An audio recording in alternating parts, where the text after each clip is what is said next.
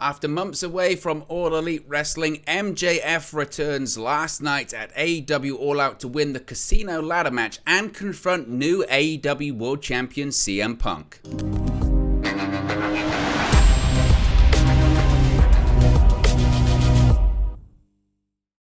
Hey guys, welcome back to Wrestling News 365. Hope everyone is doing very well. As always, especially today, there is plenty of news stories to get into in the world of AEW. And let's talk about, I suppose, really what we should be talking about coming out of All Out, or what people, or AEW and Tony Khan would hope that we'd be talking about. Something that actually happened on the show.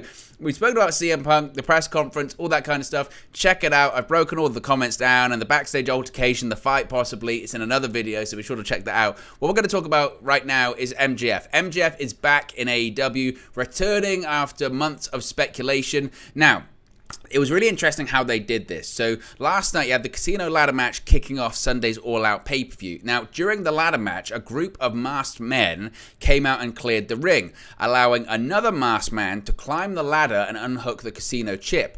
Now, the masked man then revealed himself to be Stokely Hathaway, of course, a manager and has a lot of connections to MJF. We've seen him build a stable in the last few weeks along the likes of W. Morrissey being involved, Ethan Page and others. Now, this is when it got really interesting because AEW spared no expense. They licensed the Rolling Stones classic song. Yes, they licensed the Rolling Stones, which cost a ton of money. So AEW and Tony Khan are all invested in this big MJF storyline, of course. Now, the Rolling Stones classic song Sympathy for the Devil hit, and out came another masked man, the Joker, who walked into the ring and collected the chip from Hathaway, therefore winning the match and earning himself a future AEW World Championship opportunity. Now, at the time, the Joker did not reveal himself. Now, many fans on social media at the time, myself included, thought this is MJF. You could just tell, even if MJF was trying his best not to beat MJF in that situation, he still had the little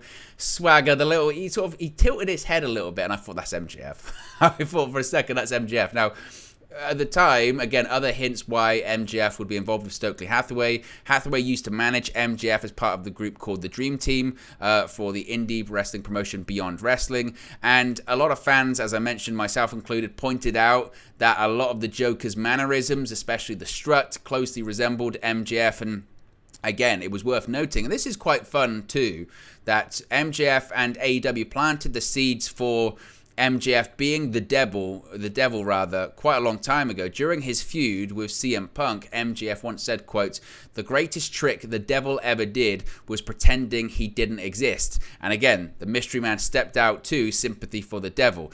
Now, MJF, of course, had been off of AEW television since his pipe bomb on June 1st, where he called out AEW president Tony Khan, did the big shoot promo in Los Angeles, blew up, dropped an F-bomb, and we hadn't seen him since. He was pulled from all AEW programming. He was pulled from advertising as well. He had an off-air confrontation with CM Punk, and many believed the angle was done to set up a future rematch between Punk and MJF.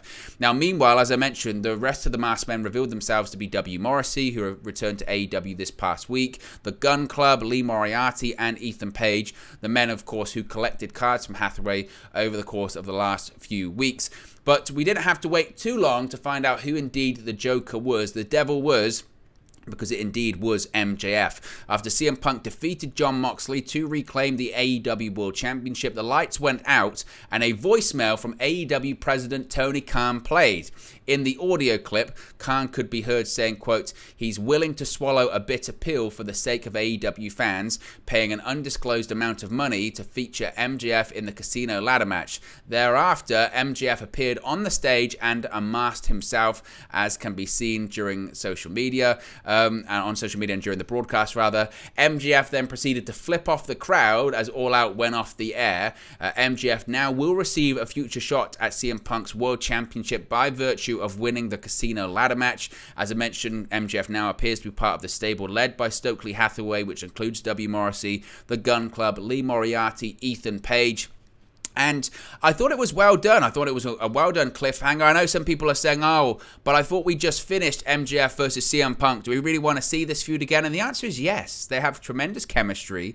I'm kind of surprised that he is still a heel. And I understand because MJF as a babyface just it doesn't feel like it can work. Now, he has been a babyface before in AEW. Remember way back before he had his feud with Cody Rhodes, he was Cody Rhodes' best friend, and he played a babyface whereby he was a babyface but just kind of a jerk. They did that quite well and effectively. And I did feel like with the way that MJF left and the promo he did was he was still a heel and he talked smack about the crowd, but he was getting a babyface response, and when he returned, he got a massive babyface response, even though it's in Chicago, and he's confronting CM Punk, who had just won the AEW World Championship. So I felt like the right thing to do would have been CM Punk be the heel and MJF be the babyface in this situation. It appears that they're not going with that. The storyline they're trying to go with is that MJF said all of these things, and basically Tony Khan had to acquiesce and give him the money he deserves. I don't know if legitimately MJF has signed a new contract with AEW or an improved contract. My feeling is that he probably has. If you recall, around Double or Nothing weekend when this was all happening, all that kind of stuff, he had a meeting with Tony Khan, I believe, after the event, and there was a feeling that maybe a contract extension or an improved contract had been agreed at that time, and maybe that's and then they obviously laid the plans and foundation for what turned out to be this storyline. So I guess they're going in that direction. Does MJF need to be in a stable? I don't know. I don't think if MJF really needs a stable, I don't think he needs a mouthpiece. But in the same way that CM Punk had Paul Heyman as his manager before, doesn't need a mouthpiece. There have been plenty of people that have had managers who don't need a mouthpiece. Does MJF need a faction around him to do his bidding? I suppose so. And I guess this group, it makes more sense than the Pinnacle, which would just felt that was a stable for MJF to have just so he could feud with the Inner Circle and Chris Jericho.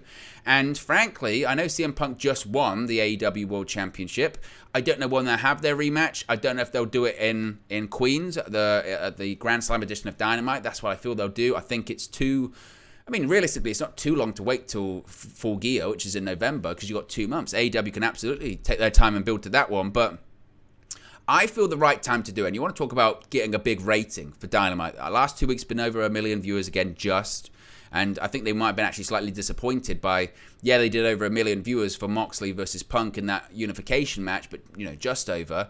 If they were to do this right, this coming Wednesday on Dynamite, they would announce that at Arthur Ashe Stadium, which is 3 weeks away, so you get 3 weeks of build, they would announce that it will be MJF versus CM Punk, AEW World Championship main event, Grand Slam edition of Dynamite in front of 20,000 people inside Arthur Ashe Stadium. One of the biggest Dynamites of the year, one of the biggest Dynamites ever. If they give that 3 weeks of promotion inside of a stadium, that can do a big number. That will hopefully, for AEW's sake, do 1.2, maybe 1.3 million viewers. They might hope for something big. This is a big swing, and frankly as well, they've been building to this for a long, long time. The MJF promo happened on June 1st. They've taken their time with this for this specific reason, to build to this. One of their biggest shows of the year. They ended with a cliffhanger of MJF returning. He's now returned. You've got all of this drama going on with CM Punk right now. Will Punk even be at the Grand Slam edition of Dynamite and Arthur Ashe Stadium? We don't know at this point too. That's another factor too. So I think that's the way they go with it. Again, I thought they did well with the story they told throughout the pay-per-view. I thought the cliffhanger was excellent. Unfortunately, it's not what people are talking about right now. And again, that is so frustrating, I suppose, for Tony Khan. But in reality, that's Tony Khan's fault too. This mess is on Tony Khan's hands. The real most compelling thing about AEW right now isn't what's happening on screen. It's what's happening off the screen.